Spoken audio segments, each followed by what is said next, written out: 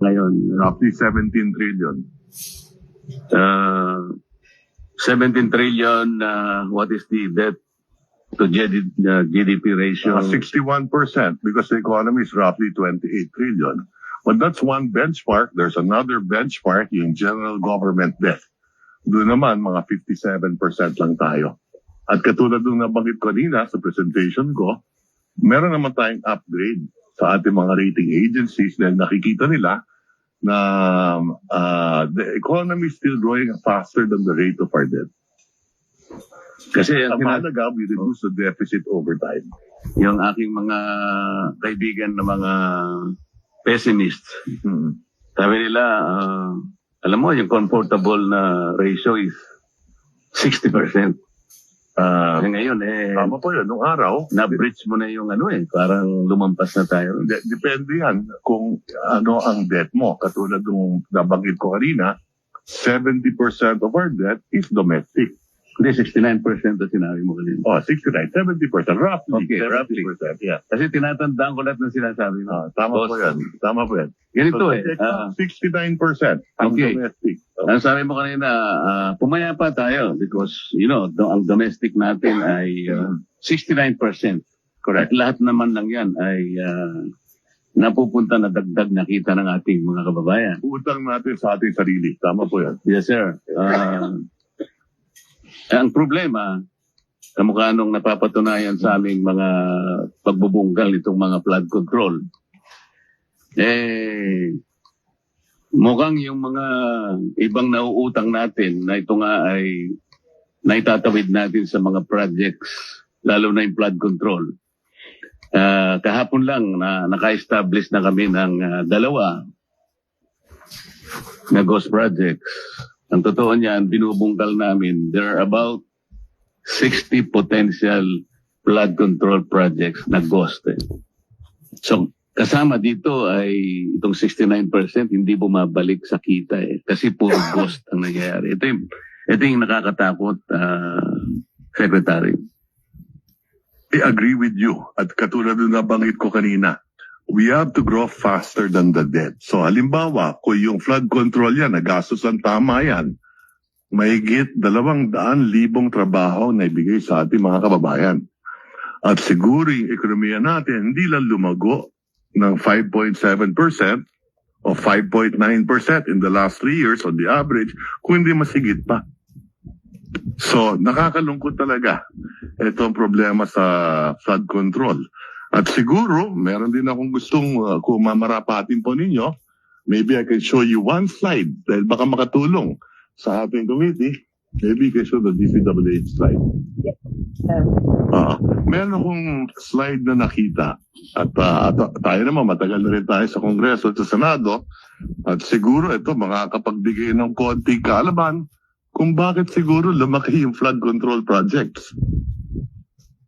So we need to grow by how much in order to achieve this? If the deficit will grow by 5.5% this year and the economy grows by, in real terms, by 5.5%, then equal lang. But we need to overtake, kasi dapat mas mabilis ang growth natin sa economy. Correct. So what should be the growth? Ideally.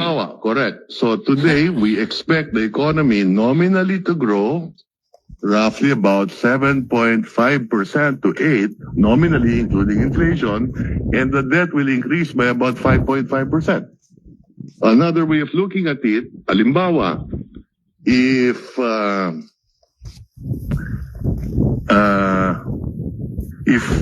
interest rates are at 6%, pag umutang ka, and inflation is at 3%, your real cost of money is 3%. Yes. If the economy grows by 6, panalo ka ng 3. Kaya nga, yung 7.3 must be achieved na growth natin sa economy. Anything higher than the rate of debt, At the very least, 7.5. anything higher than the rate of debt, the increase in the rate of debt is positive. But ideally, we need to grow at 7.5 para lang. Ideally, if we could grow faster than that, even better. No, kasama ng nominal yun, nominal yun. Yung collection effort natin sa tax, Secretary. Yes. Apo. Comparable ba yun dun sa collection effort ng mga Asian countries? A very good Kasi question. baka yun ang dapat nating tingnan. That's correct. Very Diba? good question. Yes, we do have a slide on that. The average revenue to GDP ratio in ASEAN is 16.5%. So tayo, nandun tayo sa 16.5%. So Correct lahat tayo. yung benchmark namin sa DOF. Tinitingnan natin yung mga international best practices at dito sa ASEAN, yung benchmark dyan, yung revenue to GDP, roughly 16.5, nandun tayo. Ang ASEAN average is 16.4. So tayo last year 16.5, so 0.1, mas maganda yung atin. Kasi Secretary, Mr. Chair, nung binabalikan ko yung ating nakaraang kasaysayan, 1965 for example, Mhm. 1 year old pa lang ako noon. wala ka pa siguro noon. 1 year old. Si Chairman wala pa eh. Per capita GDP, we're number 2 in Asia. That's correct. Pagkatapos tinitingnan ko Tunod yung... sa Japan.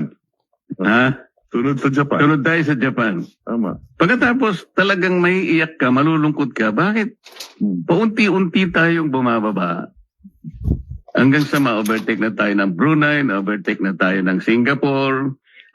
Dahan-dahan, ngunit consistently na-overtake tayo per capita GDP. Mm. Nakakaiyak talaga, na-overtake na tayo ng Malaysia, na-overtake tayo ng Thailand, and then Indonesia. Tama po yun. Nakakalungkot talaga. And officially, last month, we were overtaken by Vietnam. Tama po?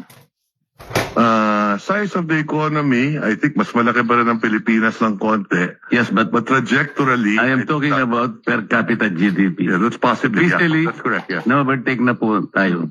Huwag na po sana tayong papayag na ma-overtake pa tayo ng Myanmar, Opo. Cambodia, o kaya Timor-Leste. Baka maiyak na po tayong lahat, Secretary. And that's why we gotta get our act together, both the executive and Congress. Yun nga po eh. Yes. Secretary, magsasegue ako ng konti. Opo. Meron po kasi akong panukalang batas. Dahil nire-review ko po yung mga ayudang nangyari sa panahon natin ngayon. Meron po tayong 5 klaseng ayuda eh. Yung isa po, conditional, ito po yung 4Ps. Yung iba po, walang guidelines, walang condition. Meron tayong MAIP, meron tayong AIX, meron tayong TUPAD, meron pang AKAP yata, ma'am. AKAP. Pagka po sinuma natin itong 5 ayuda na binibigay sa ating mga kababayang nasa panig ng Maralita, Secretary, opo. Correct me if I'm wrong kung nagkamali ako ng pag-compute, pero parang 194 billion pesos lahat eh. Tama po yan. Karamihan yan sa DSWD. Yes, sir. Pag sinama Yun po. mo pa yung MAIP, TUPAD, Yung MAIP sa health yan.